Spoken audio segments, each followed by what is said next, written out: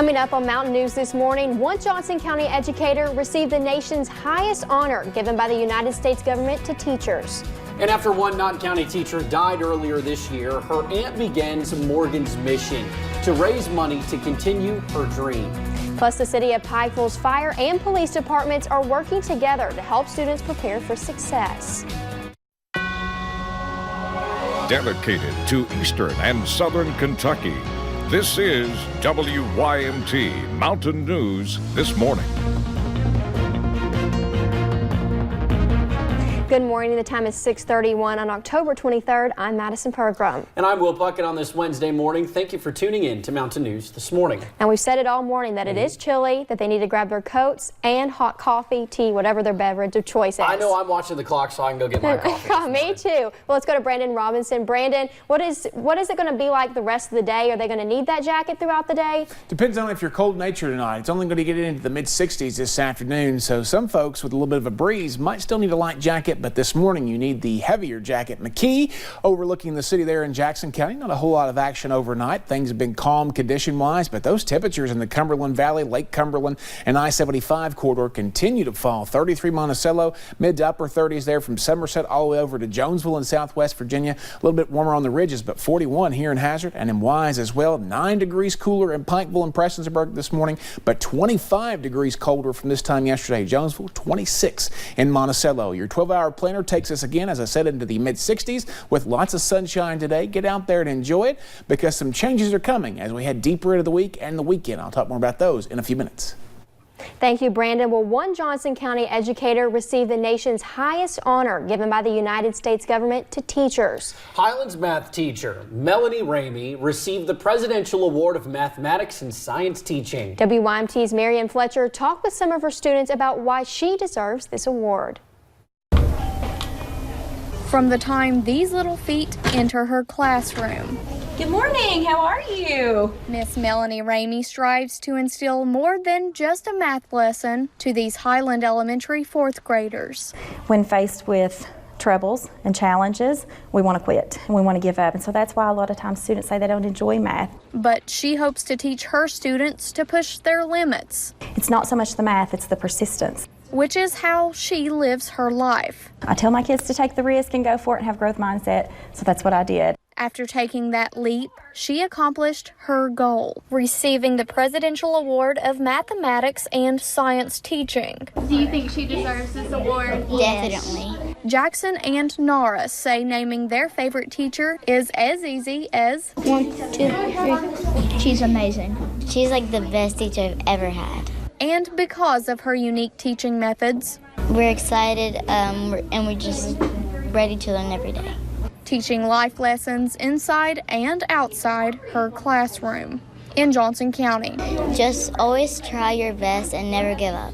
Marianne Fletcher, WYMT Mountain News. Melanie Ramey received a tour of the White House plus a certificate from President Donald Trump. She says she is thankful for the experience. Morgan's mission reached the first of many goals yesterday. Morgan Hall was a beloved counselor at Jones Fork Elementary in Knott County. She died on the 14th of July after giving birth to her son.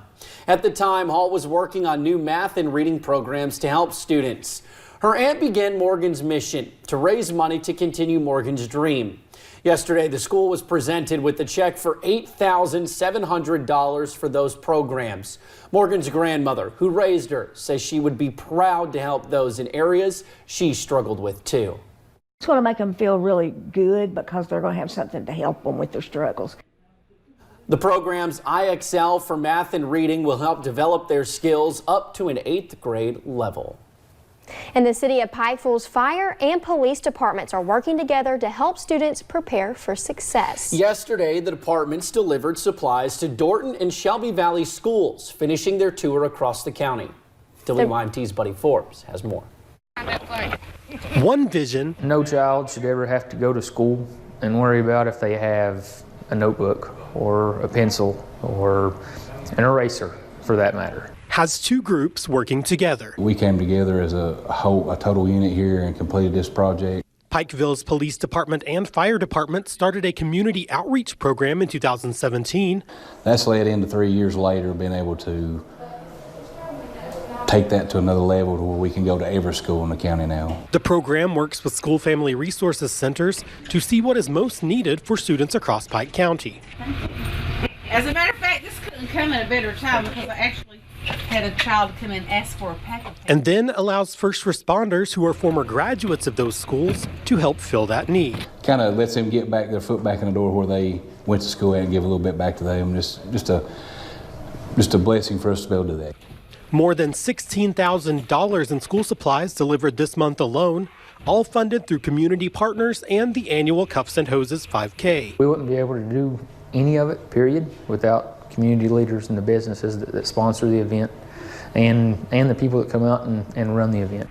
And preparations are already underway for next year's haul. We're doing anything that we possibly can to take that stress away from the kids. To keep the students supplied.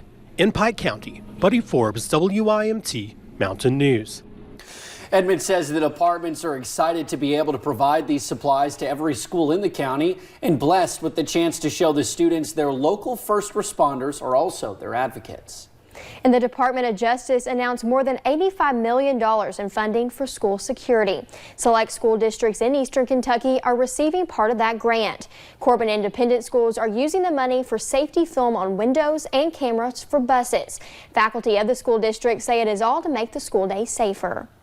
Any layer of extra protection that you can add that gives them this sense of security that it's going to be okay to be at school, or if something happens, our school is prepared and they're taking measures to be prepared and they have plans in place.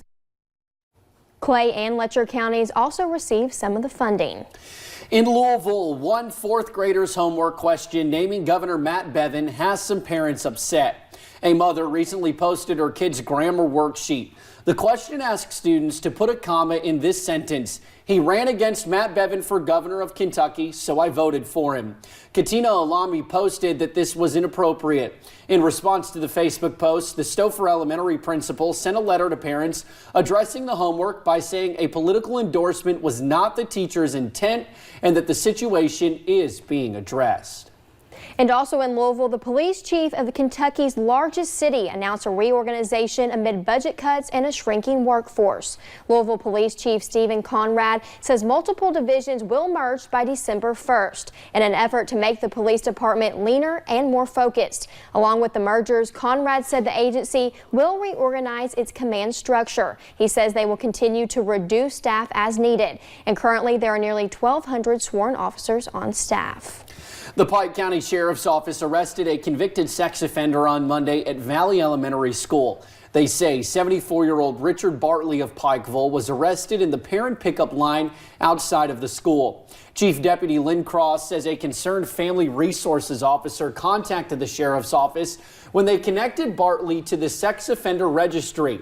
Deputies verified that Bartley is on that registry with 2 counts of sexual abuse and 2 counts of rape. Cross says there were no reported incidents involving any children at Valley Elementary, but he says Bartley's presence on school grounds was a rules violation. And the main goal is obviously to keep the children safe. So this, we feel, is keeping the children safe by putting this sexual offender in jail because they are in violation of their of the law. Bartley was taken to the Pike County Detention Center. Cross says people can do their part by reporting any similar safety issues to the department's tip line. That number is 606-766-5555. And while looking through federal court records yesterday, we learned a Pike County man will spend more than 15.5 years in federal prison. Jason Lee Robinson robbed 7 banks in 6 states. Robinson is from Pike County. He pleaded guilty to all charges. Robinson previously served time in prison for other bank robberies. He was out on parole during the latest crime spree. One man is now in jail, but does he have the answers to what happened to a Southern Kentucky woman who vanished 5 months ago? We first told you about Corky Hendricks on Monday. He was found Monday night. Police say he was with 26-year-old Leanna Brumley before she vanished. Earlier this year, police say they are not sure what his relationship was to Brumley. Hendricks remains in the Pulaski County Jail. And a Wayne County man is in jail after a drug bust. Deputies arrested Eric Rule. Investigators say they were looking for a stolen boat. They say they did not find the boat, but instead found meth, drug paraphernalia, and cash. Rule is charged with drug trafficking. A Knox County grand jury will hear a shooting case. Police arrested Jerry Smith earlier in October. Investigators believe he shot a man. They charged him with first-degree assault. Smith's arrest citation does not detail what led to the shooting or the name of the victim. The grand jury is scheduled to hear Smith's case in November. They will decide whether to indict him.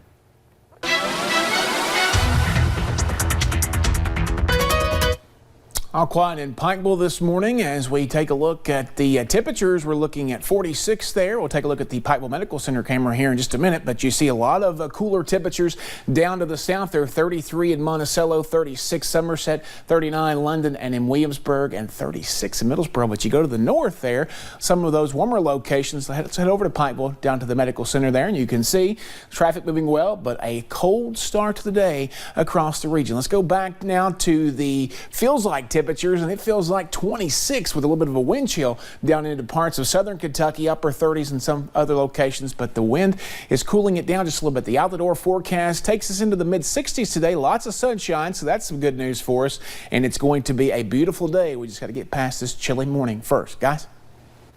Well, thank you, Brandon, and thank you for joining Mountain News this morning. We'll have a pet in our studio looking for a good home straight ahead.